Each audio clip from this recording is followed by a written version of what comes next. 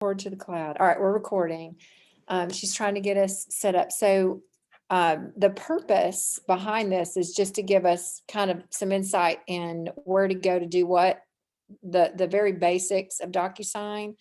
When I first did my first BBA, it was 5 o'clock on a Friday, and it was a nightmare of dragging boxes and not knowing what I was doing, and realizing and sending something very unprofessional looking, and then leaving and realizing I had not retained anything that I had been shown, which was probably a good thing because I needed to figure it out. So over the course of time, like Heather Fowler sat with me, and a lot of failures, a lot of looking at videos. So I thought I would pass on in a condensed version what I've learned over a couple of months, like in an hour. We could just get through it. So what I'm going to do is share my desktop, and I will be flipping back and forth between screens so you can kind of see. Oh, 2 people entered the waiting room. I got to figure out how to get them in here. So I have to stop share in order to let them in. No. Just go here to more. Oh, there you go. Yeah, but I was on. Yeah, I gotta mute you. Sean, can you mute yourself?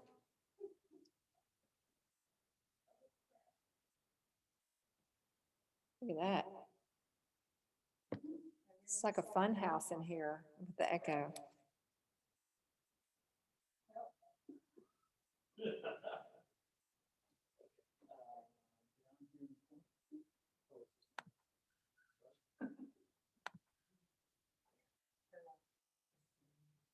Got it. Oh, where did it go? Where'd the screen go?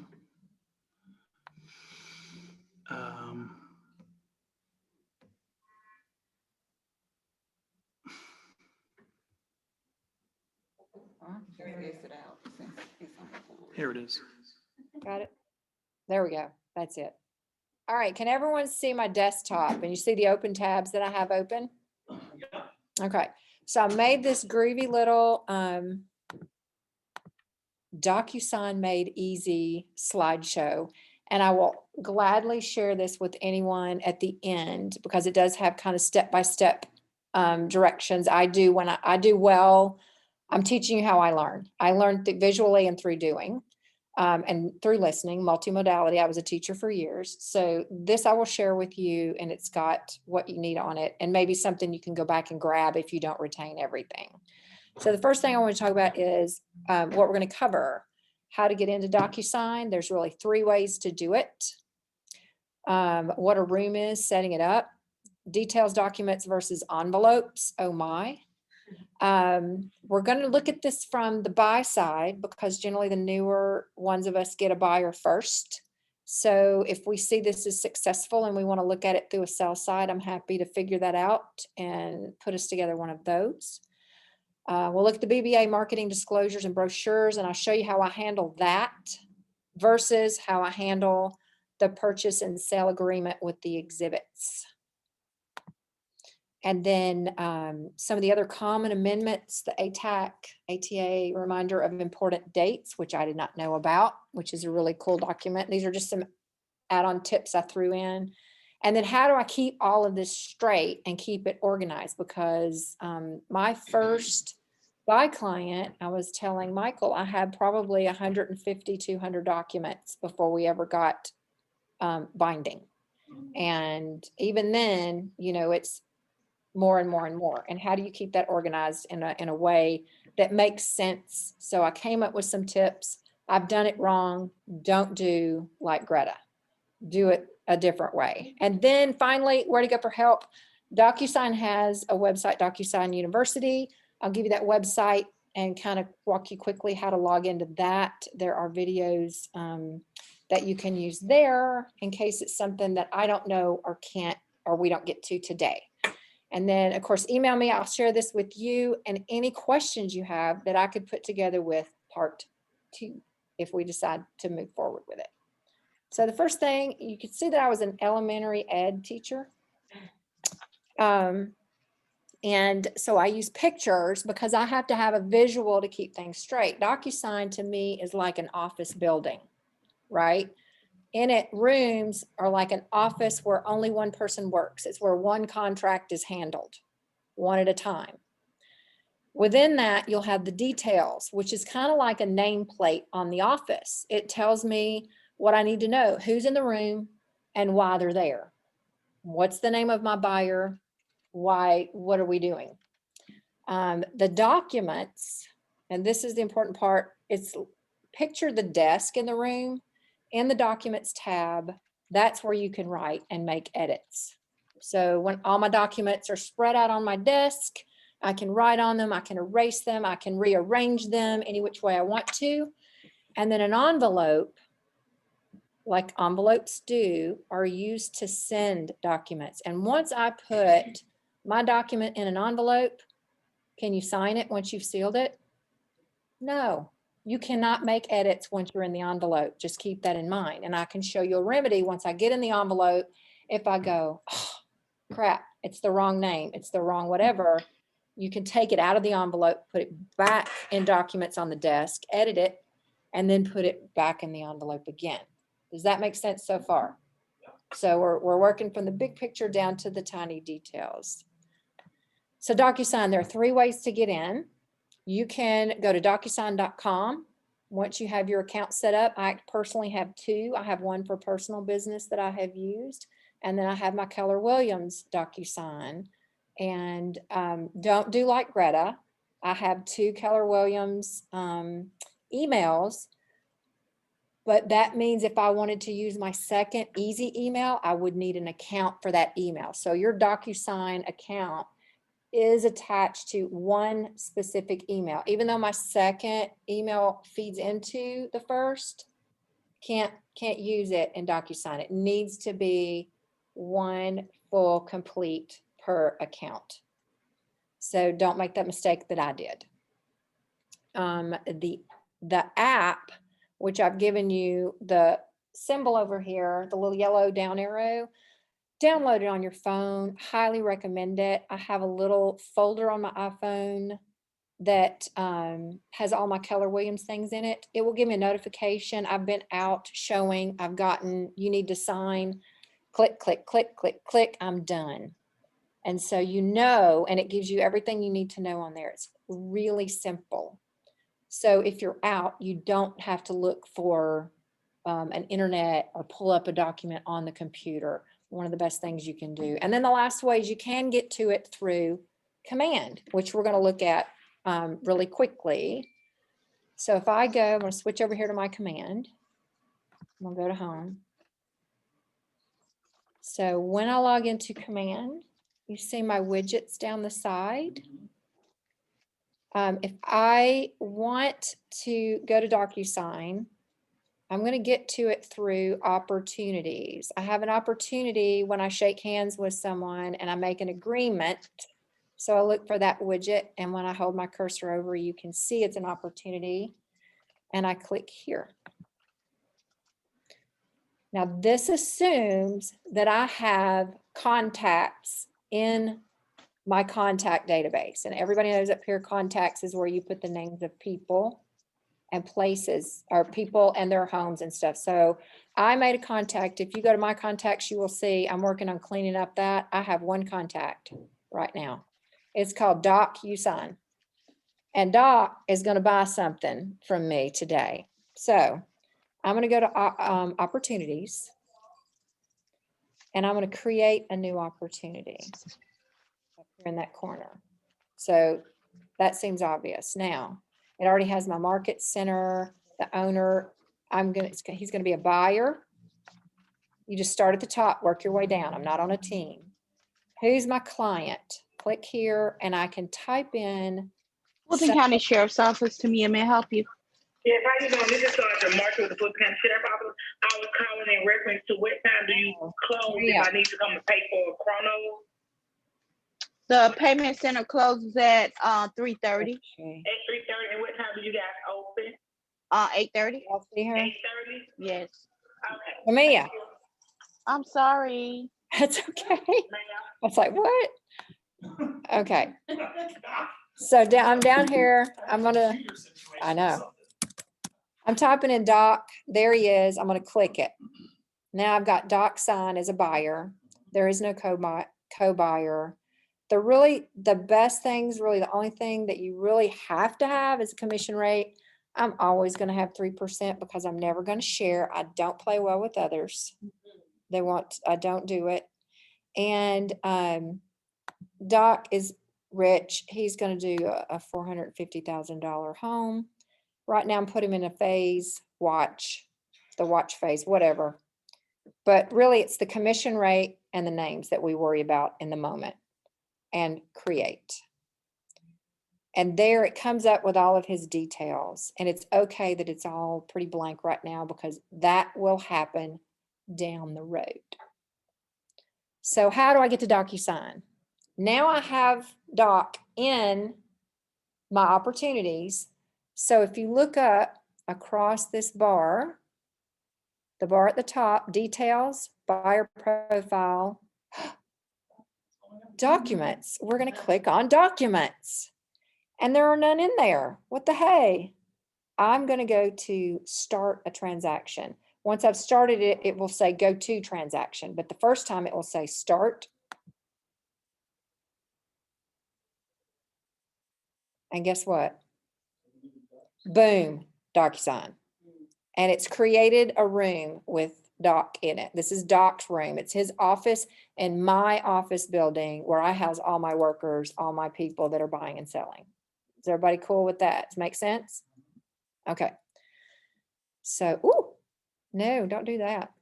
I want to go to, hang on.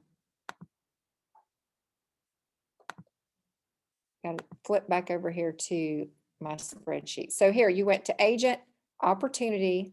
We created an opportunity, or you could choose one that you already have in there. Click on the opportunity card if it's already in there. Click on documents and go to transaction or start transaction. Does that make sense? Any questions? Is there a way to do that too, like when you go into contacts and you hit the person's name? Or you just to create an opportunity? You know what? I think there is. Let's look at that. So if I went to contacts and I only have one, I'm gonna click on doc. And then I'm going to click on, I think I would click on opportunities here. Oh, see, he's right here. I think you would click here on that and create one, or I've never done it, but it's an interesting, something you could explore. You could create it through that direction. I've only done it the other way. Generally, there's, as they say in the South, there's more than one way to skin a cat. So, but I'd have my way and it makes sense to me. But you could certainly try that out. All right. So we know how to get into Docusign. The app, Docusign.com. I could go to Docusign.com. Just go to the sign in. And now you'll see there's his room. I have one for my buyer, Angela. I have one for myself, one for Fred Nixon, and one for Cole Farrell. And they each have their own individual. Know that you can't break it. You can make an opportunity that's fake and practice, and I highly recommend it. So that's where we are. Next, setting up a room. You go to Docusign, dashboard rooms, inboxes, my docs. So let's take a look at this. If I start, when I first log into Docusign, well, here I'm going to log out so you can see what it looks like from the beginning. I can go to Docusign login. I have saved my email address and password. I log in and it takes me to this black screen. This is the second way to get in. You can go in through command. You can go in through here. And when I do, I'm gonna click on here and I'm gonna go switch to rooms. So I click on my profile, switch to rooms, because I want to see the rooms and all my workers that are going to make me money, right?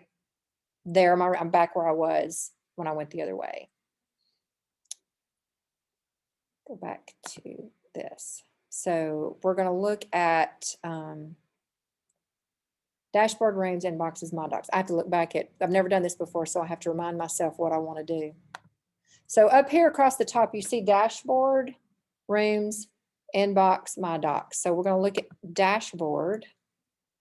This gives me just an overview of my rooms and recent signing activity. The rooms, this is more like it's a zoom in, and we're going to pick doc. Actually, we're going to pick Angela Boger. And when I click on a room, I'm going into the room.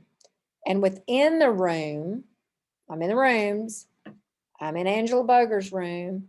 I can see where she's buying, the ID, and the expected close date. We close next week. And then you see this row here.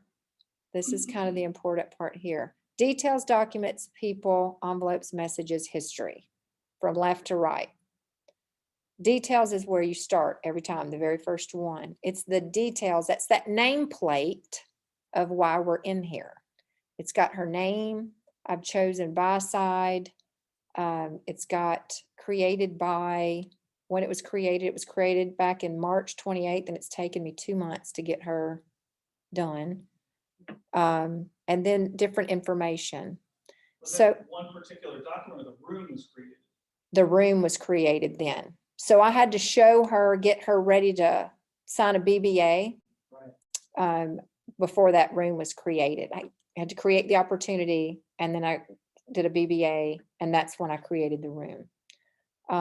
To change any detail in here, we're going to click the edit button. And you will notice that boxes appear. And when I have the arrow, I have different options. If I don't have an arrow, it's information that I need to bring to the table. It's pretty obvious, right? So I can go down the location that we bid on with the postal code, the amount, earnest money, offer date, and those details. So down the sidebar, these are kind of the important. It's the seller, seller 1, seller 2, listing agent 1, listing agent 2, if there's a co-listing agent. Then you get to buyer 1, which is Angela Boger.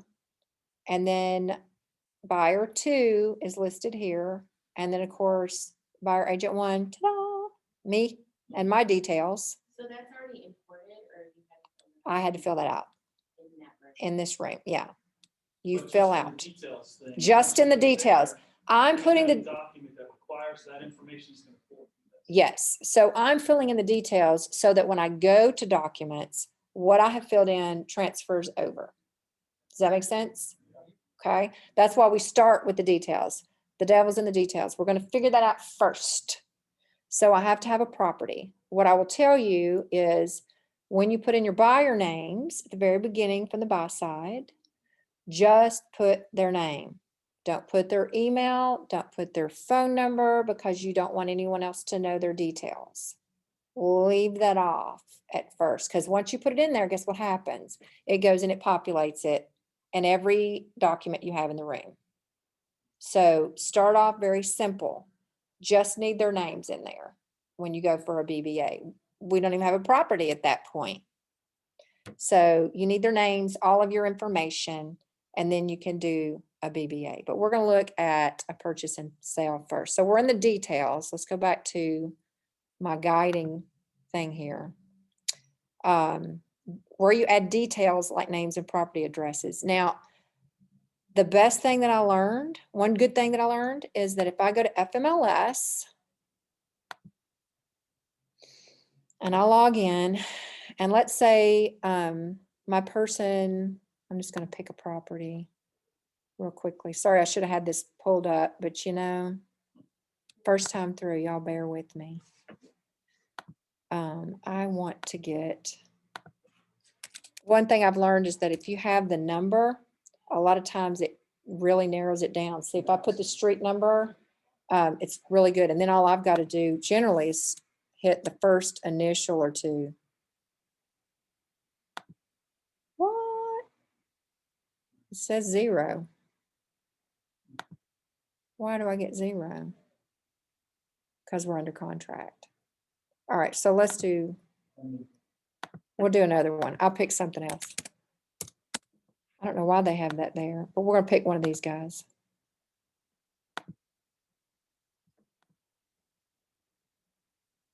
Come on. Sorry, y'all. Oh, I want to buy this one. It's $1.5 million. We're gonna pick this one. And if I click on the MLS number, what I can do when I'm filling things in, like the FMLS number, I can copy paste, highlight, copy paste, highlight the FMLS number. I can double click that address, copy that address. And so I'm clicking between the two pages. I'm on Docusign, I'm on the FMLS. I copy paste or copy and then click back and paste it in the correct box. Does everybody follow that, what I'm doing?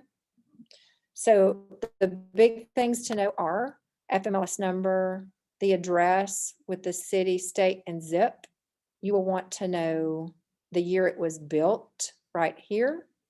You will want to know the tax ID at some point right here. And then right here, this is the little trick that I learned. If I click on the agent's name, it pulls up all his information that I can now copy and paste. I have his email, his website, his phone number, his company, the firm number, the office ID, all those things I need for a purchase and sale contract when I get to it that I can copy and paste, and I'll never make a mistake because I'm copying and pasting. If there's an error, it's on them because I haven't typed anything, right? Any questions so far? Anybody out there in La La Land have a question? Speak up if you do. All right, so details where I add my details like names and property addresses. Find information on FMLS listing like the property details, the agent name and all of his information. Anytime it's blue, it's a hyperlink and you can get information, and the tax ID number. Documents, here we go. It's like a table where you can edit. So, and then envelopes is where you go to send for signatures. So I'm going to show you this visual, which I think is very helpful. Docusign is the building. It really encompasses all of this. So I can have a buyer room, a seller room, a practice room. And within that room, I'll have details and documents and envelopes. And notice that these are all dotted. They can all be edited. But within my envelope, once I put a document in it and the details on it, it is locked down. It cannot be changed. You have to take it back out and go back up into the other areas to edit it. Does that make sense? For me, that was huge to understand that because I kept going, why can't I edit this? Well, I already had it in the envelope. And You can show us how to put stuff. There's a way to, I'm going to show you how to take it out. Okay. But we need to understand room has got details, documents, envelopes. An envelope is where it's locked down. All right. Documents. Let's see, details. We know that. Do not put client email or phone number in there. Documents you click on that plus add in the upper right-hand corner. And you can bring a document in from the computer, from Docusign, from Google Drive, from a Dropbox, from different places. So let's look at what that actually looks like. So I'm going to go to documents here. I'm in Angela's room. And if you get I've organized mine, but you get an idea of how many, all of these are full. These are all offers we made before we got to one and the documents needed. So it gets crazy. Let's go to, we're going to go to Doc's room because we're starting fresh. And we're going to pretend like we have all of our stuff edited. I have edited and added all of my information in here that I needed. Oh.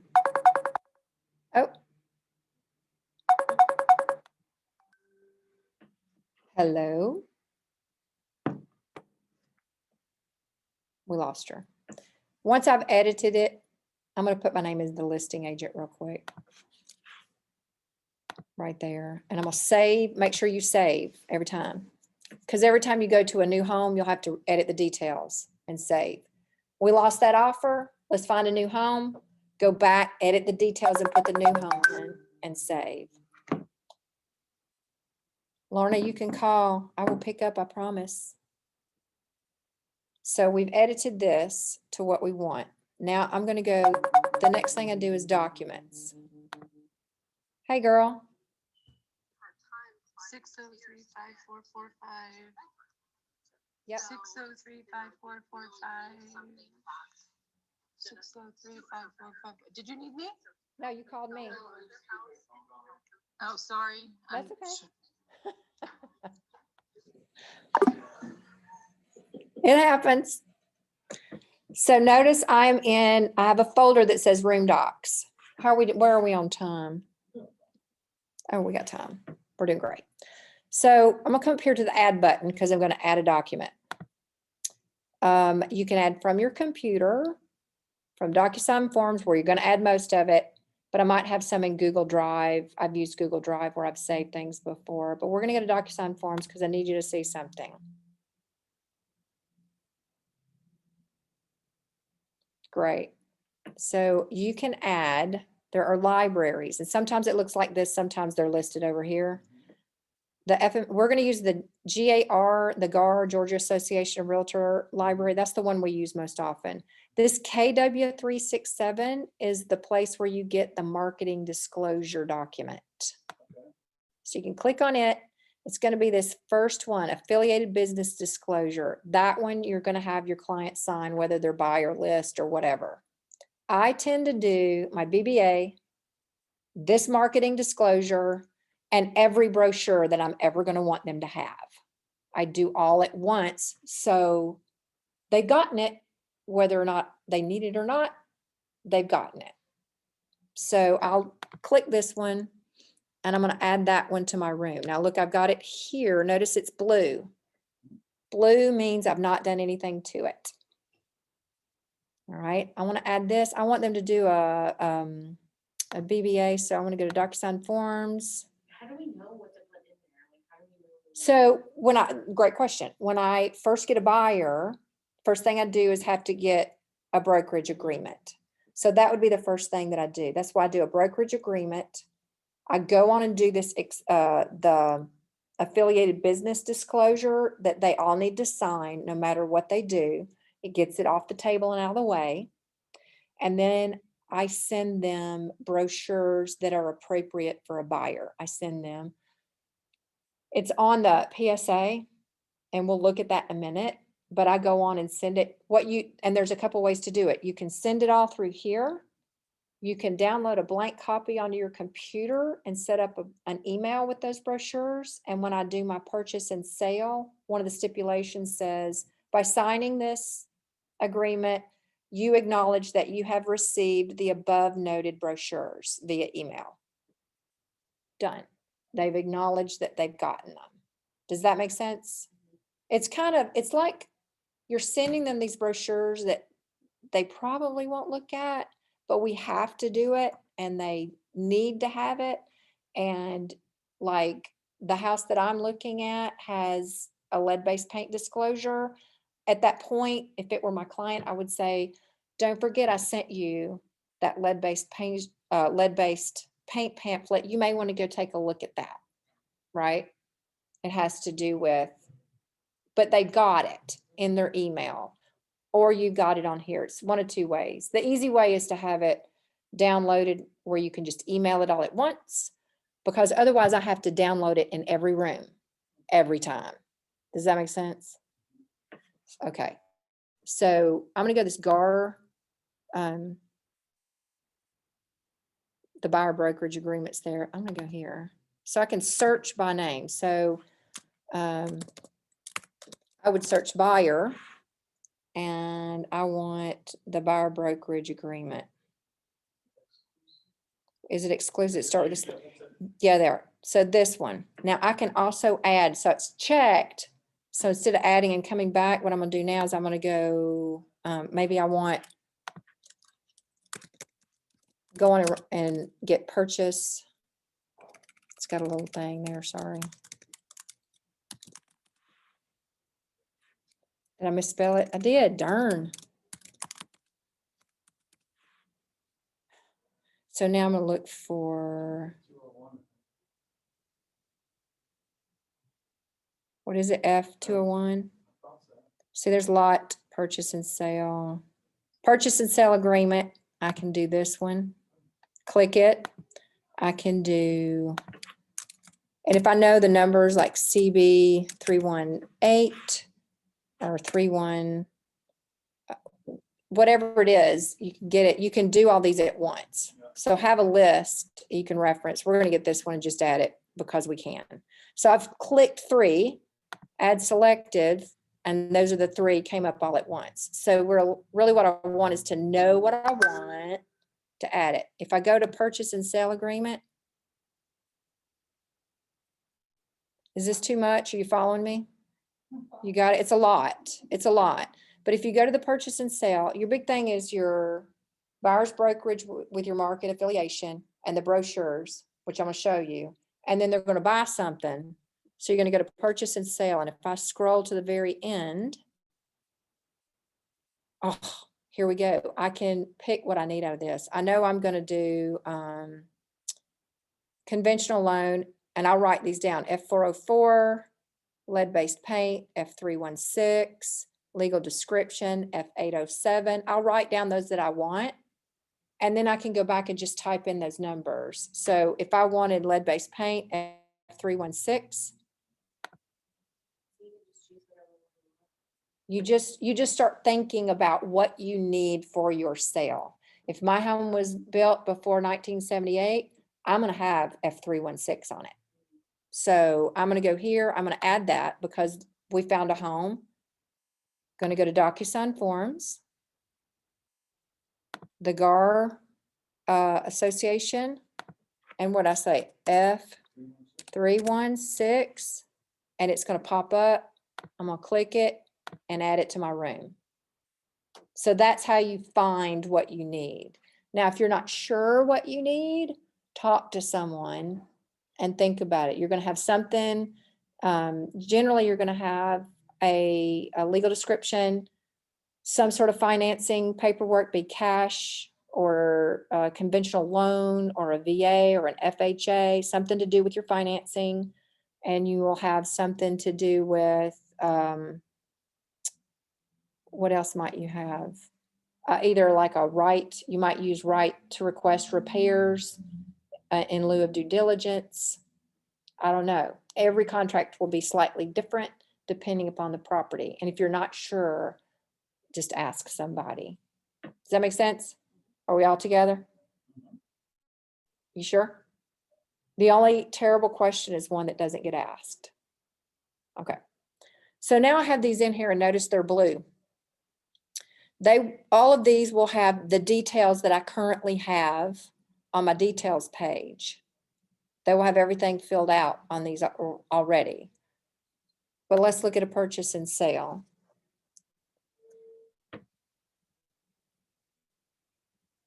Takes just a second. It pulls it up. And when you got the boxes, I can edit it. There goes my offer date. All the stuff that you're going to fill out, make sure you have something in every blank, even if it's a NA, not applicable. You know, you want something in every blank.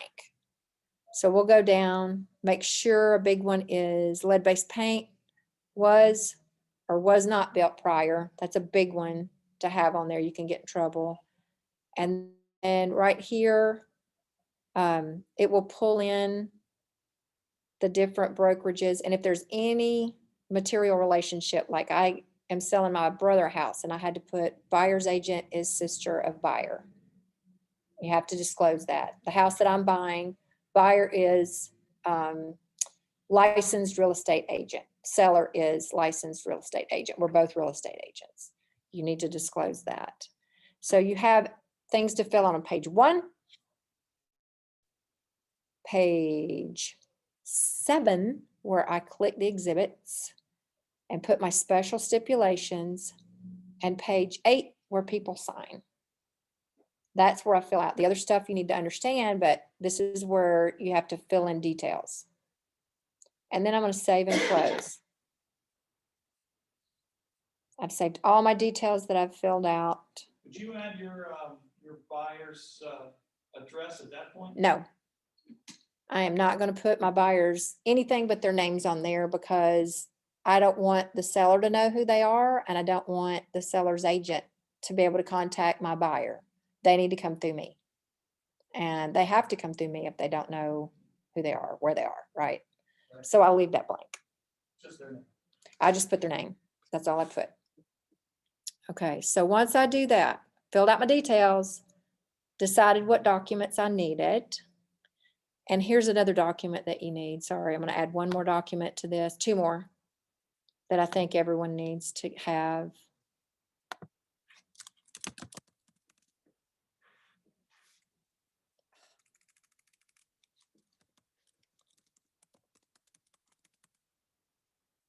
What the huh?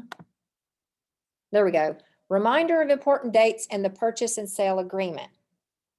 Everyone, when you have one and the terms are agreed upon, fill that out and keep one for you.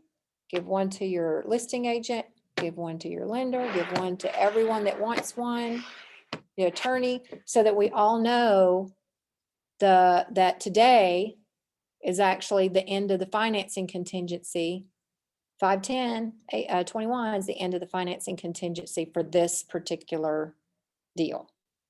It's got everything on there you need to know, the contact information for both agents, who the lender is, who, I'm going to add that one, who the lender is and who the attorney is. And the other one is, let me see what other one that I wanted you to know. Going out of order. That one, and the other big form that I think everyone needs to have would be special stipulations. There is actually a GAR form F246 that has special stipulations and the legal language. Use those first if you can. If there's something weird like buyer agrees to keep horse and barn for 84 days past closing or whatever, that they're obviously not going to have on the GAR form. But if it's some other ones, this is a great place to start to look if it meets your needs. So I'm going to add those too. So that's just something that you're going to keep in your room. Mhm. You're not ever going to send that to them. You're just going to have it in your room for easy access. I might have, that's a great question. I have a room, you noticed I have a room that's named for me. Yeah. And I have all the brochures, I have the special steps, and I have the reminder, because those I can easily download blank Mhm. and print off and fill out by hand, or I can look at and reference. Right. I can open up and copy paste special steps off the special stipulation page onto a form that I'm working on. So for me, the least I have to write or type or copy, the fewer mistakes I'm going to make, right? If I can copy it and paste it, it's got to be right. And if it is a mistake, it's not one that I made, because I copied it and pasted it directly from something that someone gave me. I think that's super helpful. Yeah. All right, so these are blue. Let's go back here and look at, we're going to run out of time, but that's okay. Documents, you use the GAR forms or the KW367. You see that on number 2? I click add in the upper right-hand corner.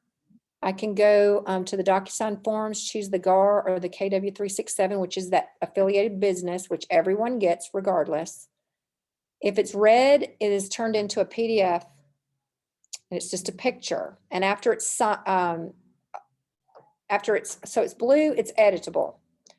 Once I send it off and it's signed, it comes back green to show that it's signed, and it says signed. And if it's red, it's a PDF. So it's a picture of something. So what I do is I'm gonna go to another room just to show you this. I think it will be easier now that I've done this. I'm gonna go into Fred Nixon's room. And I'm gonna go to his documents.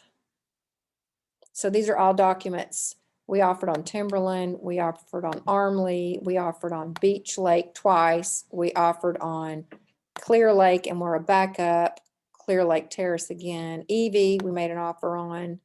Timberlake Take Two, notice I label these. Tritt Springs, let's look at Tritt Springs. It's got the conventional loan exhibit that's signed, purchase and sale that's signed, pre-qual letter was signed, property disclosure signed, and then the PDFs, this was a seller's property disclosure statement that they sent me. The seller sent it to me, so it came in as a PDF. So things that I send out for signature and my client signs come back as signed, and things maybe that I get from FMLS, seller's disclosure, property disclosure, things that I haven't created will often upload in as a PDF. Does that make sense? It does, but you've got to have your client sign that thing too, right? You do, and we'll do that in just a minute.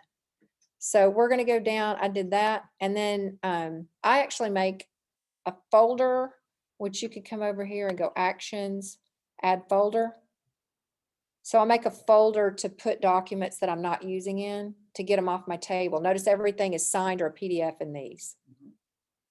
And then when I get down to my room docs, then I have just forms that I haven't assigned anything to. Does that make sense? So this is how I keep it straight. You start off, everyone starts off with a folder called room docs.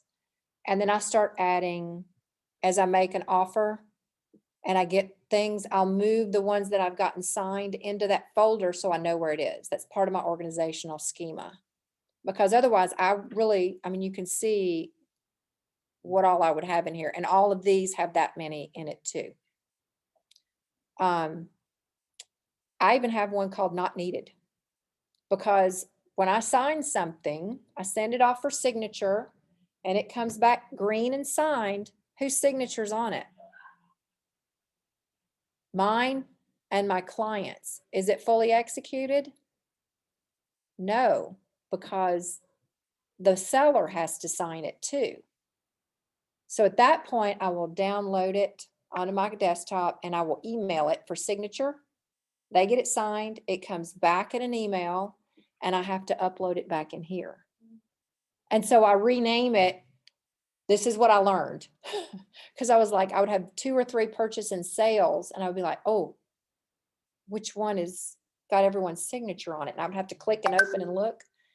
When it goes, before you bring it back in, label it fully executed, purchase and sale, and whatever I need to name it. Does that make sense? Mhm.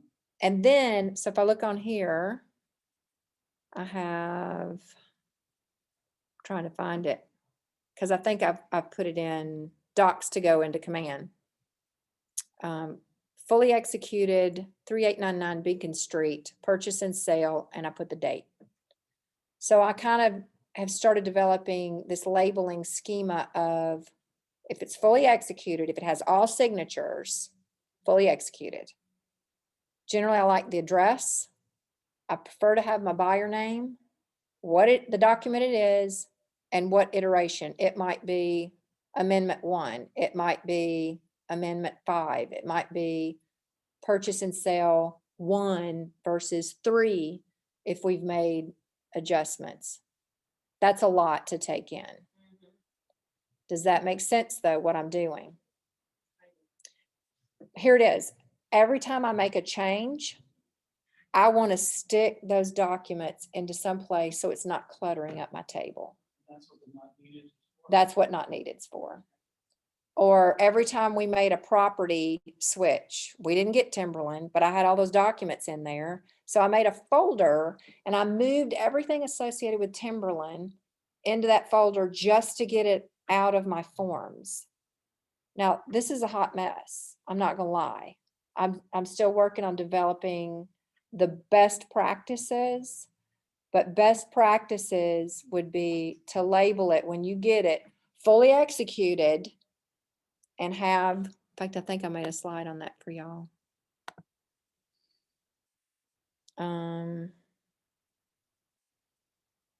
Yeah, fully executed with their name, the form, and what iteration it is, what number it is.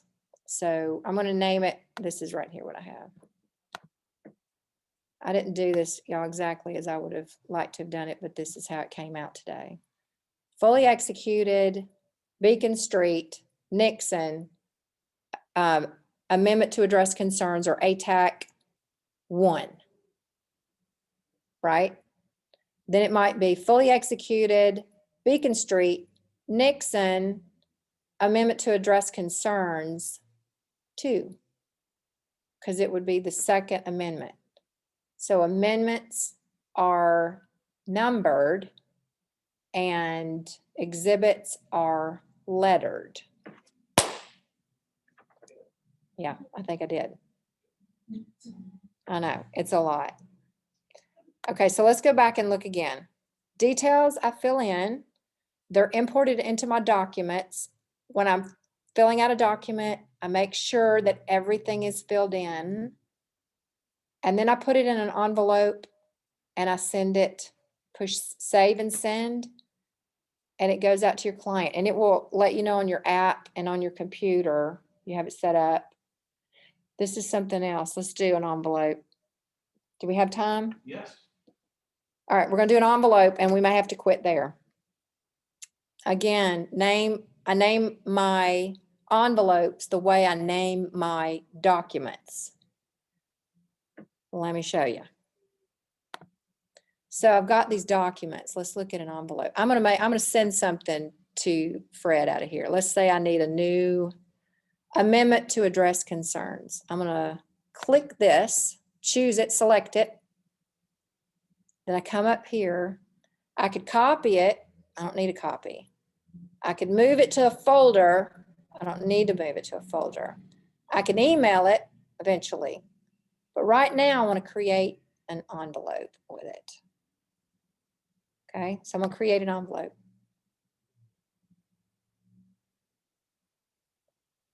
Okay, always start at the top and work down. This envelope, this is an amendment to address concern.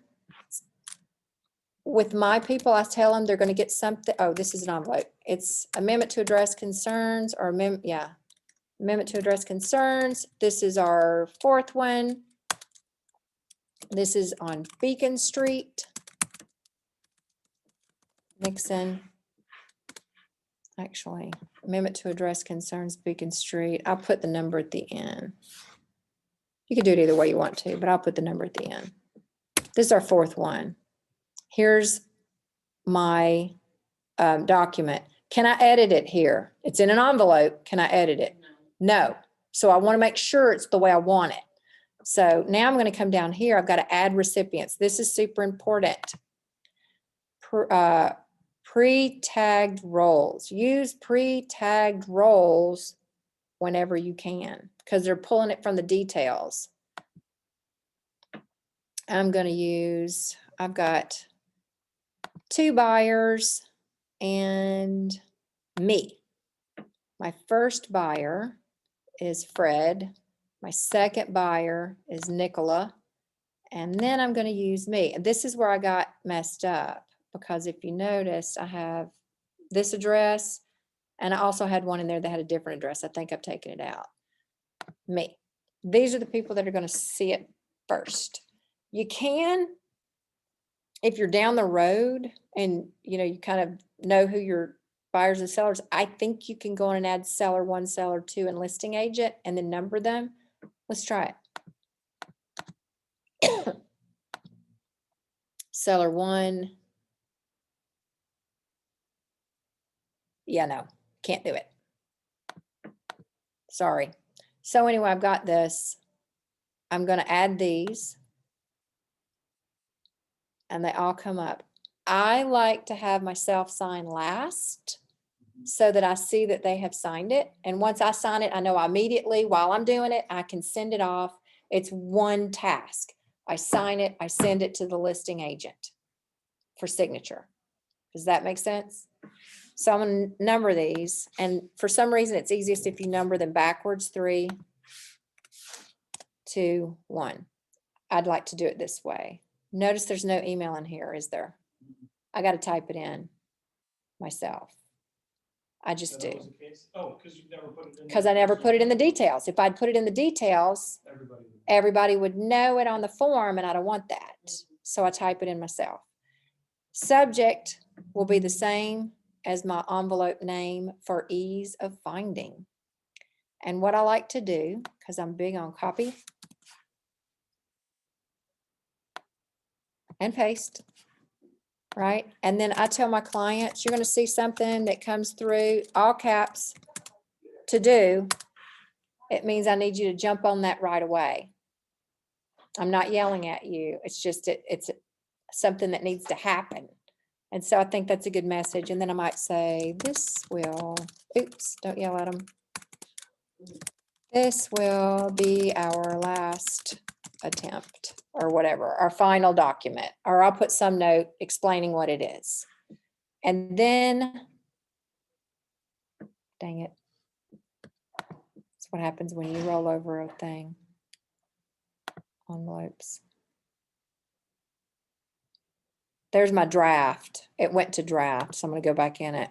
There it is. It's named. I have a document. You can also, when you have more than one, you can drag them around and order them.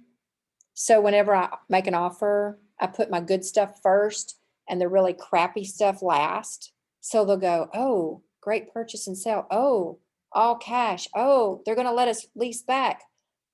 Oh, they want, this, you know what I mean? Like you put the bad stuff at the end, so maybe they're excited when they look at it before they get to the end. All right, so we've got them numbered. Everyone has an email in supposedly. I've gotten a subject. I've entered my message. Then I can either save it and close it, or I can hit next, order it, send it. Does that make sense? Okay, so there's a lot, you're already negotiating with this, right? I'm ordering things in the way I want someone to see it. I'm already creating a habit that my people know when they see to do, they need to open and address that immediately. So you're setting expectations and good habits for getting things done on time and in a timely manner.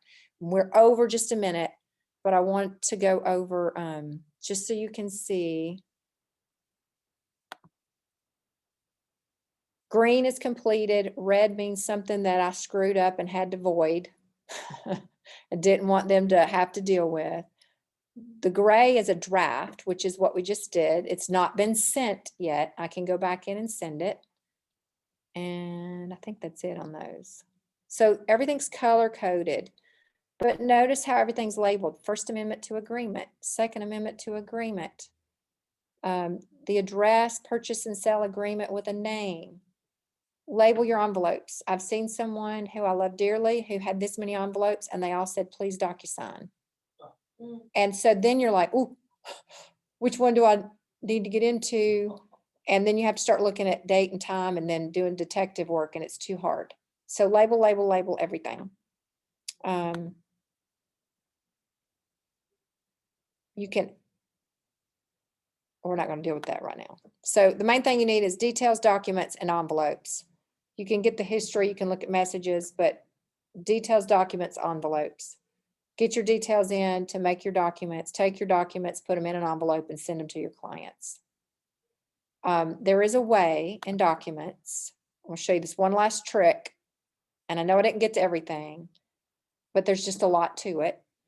When I do a purchase and sale agreement, I'm going to choose, let's say I've gotten, I don't want these, signed. I've got the signed purchase and sale. I've got a signed personal property agreement, the conventional loan, these documents like this, all my signed documents that I'm going to send now. I'm going to download it. I want it in one PDF because a lot of them will say one PDF. This one is Corey Knuth Howard showed me this. I get all the things I need. And this is where I'm gonna go combine. Do you see the combine? Click on combine. And I'm gonna call this, signed, PSA address, blah, blah, blah, whatever it is. My convention that I've created, address, whatever iteration. And then I can take them and this is where I can order them. So I want my purchase and sale to be first. See how I can drag it up? And right there. It wouldn't have that on there, amendment to agreement. We wouldn't have done that yet, but see how I can move it around and I'll get it. And I have a convention that I've developed. You'll develop yours. Sale agreement, financing, property is more important than community is more important than legal description. So think of it as hierarchical and order it. Once I've done that, I can save it.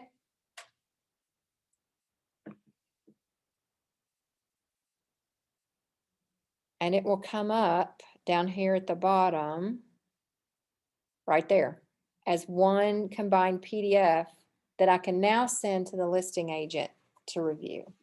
They like that, apparently. Okay, we're over. I know I've given you a lot of information, but I hope some of it was helpful. Absolutely. We were just dealing primarily in Docusign, right? Yeah. So it would be completely different in Command. So what you would do, that's a great question. I'll show you in Command. I'm going to go to opportunities, just so you know. Docusign is the signing platform to keep everything signed and organized and filled out. Command is where I'm going to deposit the fully executed documents to get paid. So out of the 200 documents that I have, if I go to Fred Nixon, I'm in opportunities. I clicked on this. I'm going to click on his card. I'm going to go to documents. Right here, you see you can, that's where I would submit it, but I'm going to upload a document. And I'm trying to remember how I did that. They've got to be at certain places along that trail. And then you have to upload the documents. This, I have to see, I have a signed affiliated business disclosure. That's signed and I uploaded it. It's required. There is my exclusive buyer brokerage agreement that was signed. I've uploaded it. It's required to meet, what's the word? I'm having an Alzheimer's moment. Yeah, to compliance, to meet compliance. And then once I have everything in there, I submit it to the market center to get paid. Does that make sense? So really, I'm not having anything signed in here. I'm housing the final product so that the powers that be say, yes, you did it correctly. Here's your check, or oop, girl, you got to have this initialed and fix this, and then you'll get paid.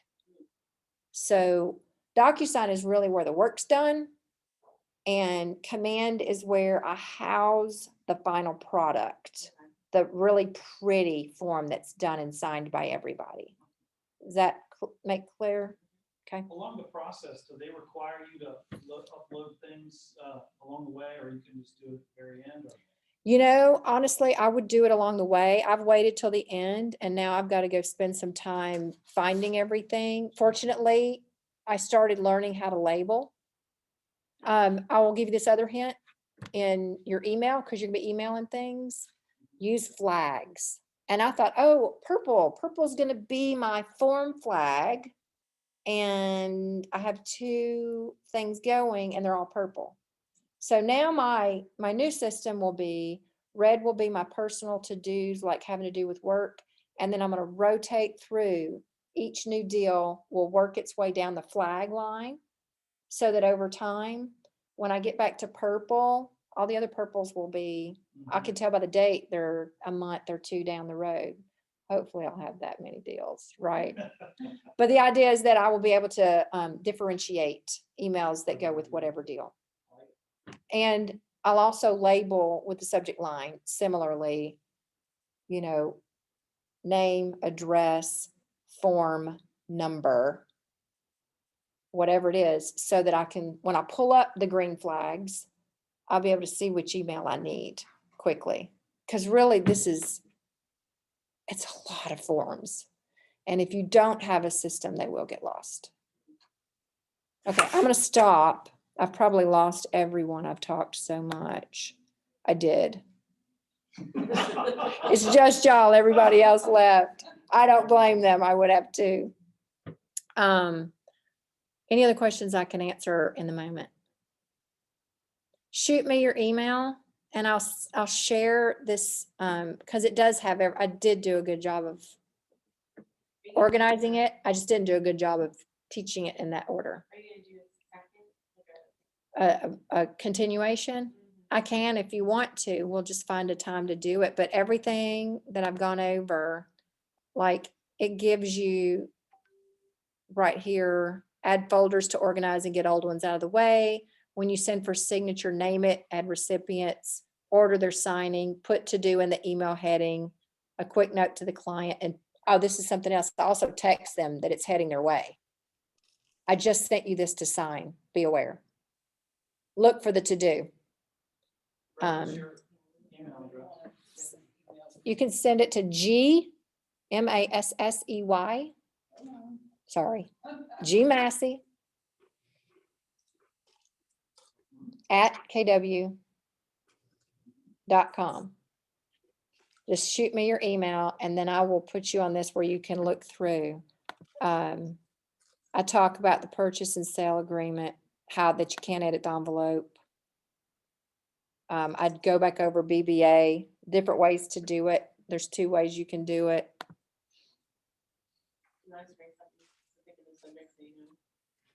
Just put send me Docusign slides and I'll know it's you. And then I have a how to keep all this straight, which we kind of talked about, but I also keep duplicates. I keep a set of it on my desktop, a set of it in Google Drive, and then of course the ones in Docusign. I can never lose it. But if you do that, it is imperative that you have a system of labeling. I gotta say, Greta, this is massively impressive. Well, I'm sorry. It's so much information. I hope to do a better job next time. No, I didn't mean it that way. This is fantastic. This is number one, we can see how much time you've invested in building your business and learning the tips and strategies that efficient, smart agents adopt. Everything from your system of color coding and flagging, and I mean that just shows the foresight. And like you suggested, when you get more deals than you currently have pending and you got to get to something quick, you'll be glad that you adopted a labeling system at the beginning. So let this be evidence to those that are trying to learn some of these skills. This is about building a business, and it happens day by day by day. So congratulations. Oh my goodness, I feel like a proud papa right now. Thank you for all the time that you spent putting this together and all the time you spent learning it. Super proud of you. Thank you. Well, I hope it was helpful, and I know it's probably raised some questions, and if you have any, you can always reach out to me. There is, I did put a link in this when you get it. There's a link to Docusign University, and I even added a link on how to sign in to Docusign University. So if I can't answer it, then we can find somewhere to find the answer. Beautiful. Thanks. Beautiful. Thank you, Greta. Thank you, you. everyone. Have Bye. a wonderful day.